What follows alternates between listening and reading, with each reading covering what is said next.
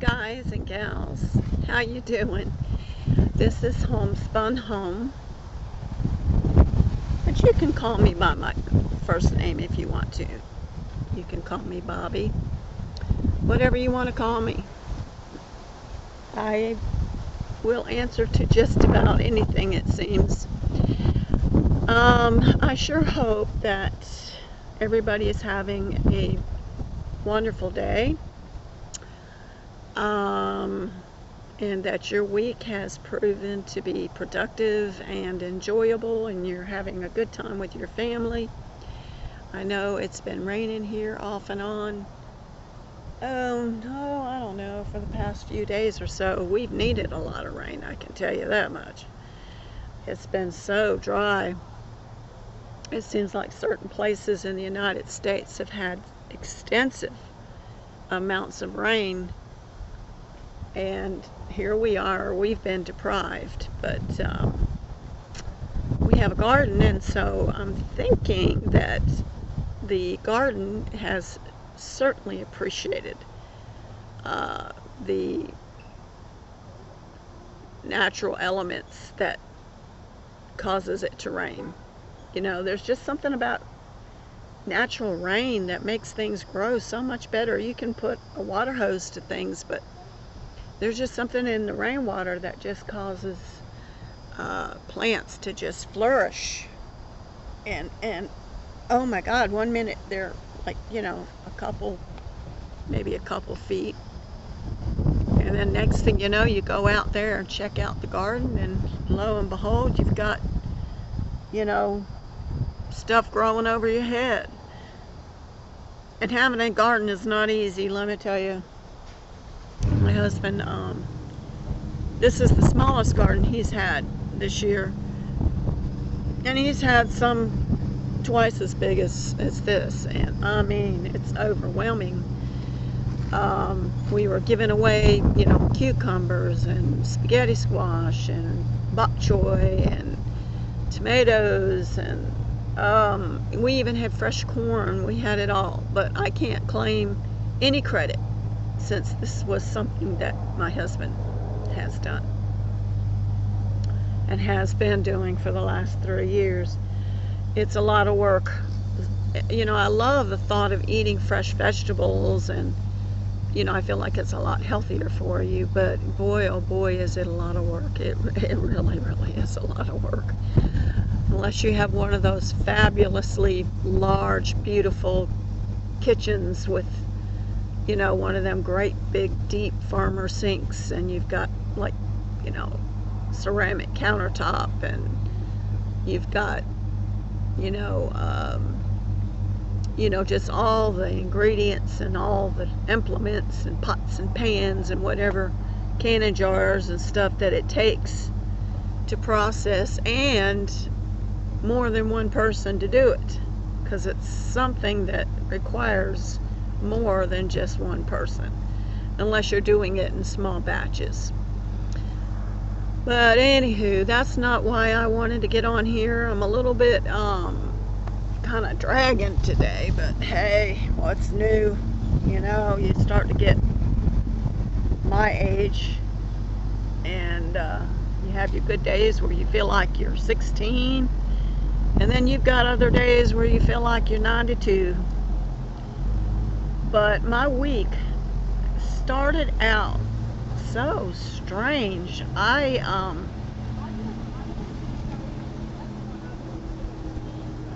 was just listening to the neighbor upstairs. I'm wondering if she's listening to what I'm saying. But anyhow, my grandson was in the back seat of the car earlier part of this week,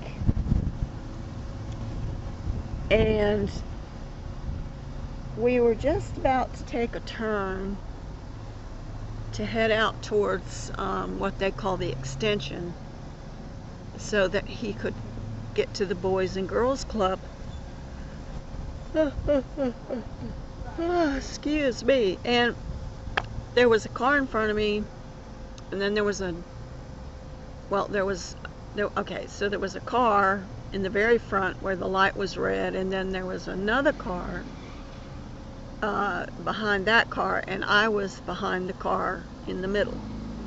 and her emergency flashers were going. And I thought, well, I mean, at first I didn't even know it was a lady, and I thought, well, maybe she just doesn't have a clue that her flashers are on. You know how you turn on your red light, your blinker to the left or to the right, and you get preoccupied. And especially me, when I've got grandkids in the car, I'm just like, well, y'all please be quiet so I can think, because I can't drive with y'all arguing in the back seat. So I'm thinking, well, why has this lady got her flashers on? And then I happened to notice that she kept reaching across the seat, and she kept bringing up I guess it was a tissue or Kleenex or something, a napkin up to her nose. And she was sitting at the red light. I mean, she acted like she was going to wait on that red light come hell or high water. And it finally dawned on me, something's wrong here, So I proceed to get out of the car, light's still red, mind you, and the guy in front of her gets out of his car, and I get to her first, so I open the car door, and I'm looking at her, and she's just got blood just pouring out of her nose. And she's got this, Kleenex or tissue or whatever trying to catch the flow of blood. And this guy comes up slightly behind me, and he's like, what do I do? What should I do? What should I do? Call 911. That's the first thing you could do if you'd like. And then I said, if that doesn't work, just call 808-6000, and that'll get you to the hospital. And tell them that somebody needs help. Well, come to find out, this lady, she was about 50. I used to work in the ER for 5 years. So I proceeded to do what I have seen thousands and thousands of doctors do in the 5 years that I worked in the ER. How old are you? Are you allergic to anything? What kind of medications are you taking? Did you fall? How long has this been going on? Blah, blah, blah. So I asked her all these questions, even though I knew once the paramedics got there that they would proceed to ask her the same questions. But what happened was, I said, honey, you need to pull over, you need to park your car where it's safe, and you just need to, just sit there and relax, don't freak out. I said, and just park your car. So in the meantime, the guy calls either 911 or 808-6000. I don't know who he ended up calling. And of course, he reassured her they're on their way, And I said, okay, no problem. And I'm patting her on her back. And she had one of those professional identification tag things on. And I looked at it, and it had her name, and it had a code on there, and it said that she was a civilian, but she worked for the naval branch of the service, even though she was a civilian. So I also gained that information to share with the paramedics once they got there. And like I said, I knew they were going to ask the same questions, but I went ahead and gave what they call a report. When they got there, it was a lady and a fairly, they were both fairly young, but they were nice, very attentive. And I gave the young man the report about her age, and she said she was taking Zoloft, high blood pressure medicine, I think she said. She was 50 years old. She didn't take a fall. She wasn't allergic to anything, and on and on and on it went. Well, she had a garbage bag there on the floor on the passenger side, so her napkin was getting full, of blood. So I just said, okay, hold up. So I went to my car and I got this white washcloth thing that had never been used. It's made to where you wash your car. And I pulled the tag off and I handed her that, and I threw away the bloody napkins in the garbage bag, which, by the way, was full of blood. And she proceeded to, press it against her nose and everything, and they got her out, and asked her if she wanted to be transported. But she had driven all the way from Havelock, which is about a 30-minute drive, and had actually gone, she was on her way to work, I guess, and she had actually driven through the gate, the main gate. And according to her, the guys at the main gate didn't even have the slightest recognition that anything was wrong with her. Even though by the time she got out of the car to wherever her place of business was there on base, she was bleeding. And I thought to myself, oh, for heaven's sakes, this was something, she was bleeding profusely. This wasn't just a regular bloody nose. This was kind of scary. So she turned right around and drove all the way back from Havelock and was probably just a few miles away from the hospital, but I insisted that she park her car and just wait, because losing all that blood, she could have passed out. It could have been something far more serious than just a bloody nose. Maybe she fell and she just didn't remember that she fell. Oh boy, so that's how my week started. And I think I got her name I think she was Mary.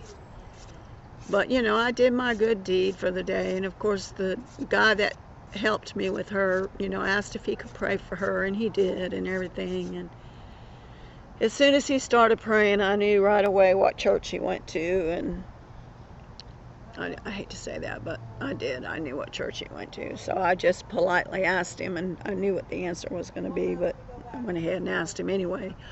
And he was like, oh, you know my pastor? And I'm like, oh yeah, honey, I know your pastor. I've been knowing your pastor since before he was out of diapers, okay? Oh, Doesn't you matter do? You what do? church You know my this pastor? gentleman Yes, went I do. to. I said, you go to It was nice Erskine's that church. he offered to pray for That's this all lady. I'm going to say. He's like, yeah. But how coincidental So, that I happen to know who his maybe I shouldn't have said that. pastor was, Actually, just by what he was doing the real for this name lady. is He didn't know what else to do. He was at a loss, Erskine. but Let's just I guess put a it little like bit of prayer that. never hurt anybody. But that was quite the experience. So I got my grandson to the Boys and Girls Club in a timely manner. Everything was fine. We still had to sit and wait for about 10 minutes. So it was about 8 o'clock by the time it was all said and done. I'm telling you, it was quite the experience. Fine. We still had to sit and wait for about 10 minutes. So it was about 8 o'clock by the time it was all said and done. I'm telling you, it was quite the experience. I felt so sorry for this poor lady, and I thought, Lord have mercy. She drove quite a long ways, for someone who was bleeding like she was. And, it could have been sinus. We do have a lot of problems here with sinus issues. And as you can see, I am surrounded by a bunch of trees, and there's pine trees and all kinds of stuff hanging out that causes a lot of discomfort for people. But that was how my week started. And then at one point or another, I lost my car keys. Couldn't find my car keys. I was like, oh my God, what in the world? So I'm looking and looking everywhere, and later, this is later, I'm looking for my car keys, and I'm like, where are my car keys? What in the world could I have possibly done to misplace my car keys? Well, we have a small hammock out back, and I decided to lay down on this little hammock, and I fell asleep, and I had the car keys in my pocket, and I totally forgot, fell asleep, went into the house, and I looked high and I looked low, and I'm just like, oh my God. I called my husband. I said, baby, please come rescue me. I cannot find my car keys. I've got to go pick up the kids at the Boys and Girls Club. And so he left his extra set of keys. And something told me in my mind that my keys were outside somewhere, either on the ground or in the house, but those keys I felt sure were outside, like I dropped them or something. Guess where I found those keys? I found them in that hammock where I had taken a little 15-minute cat nap. Okay, so that was incident number 2. I says, well, what can happen now? They say it comes in threes. Well, my third incident occurred, and I'm going to spare you the details because I'm going to talk about it later. But I tell you what, that was a weekend or a week from hell. And I tell you, when things go wrong with me, they go wrong. I mean, it's not like, one or two things happens and that's it and it's all said and done. This mess threw me for a loop.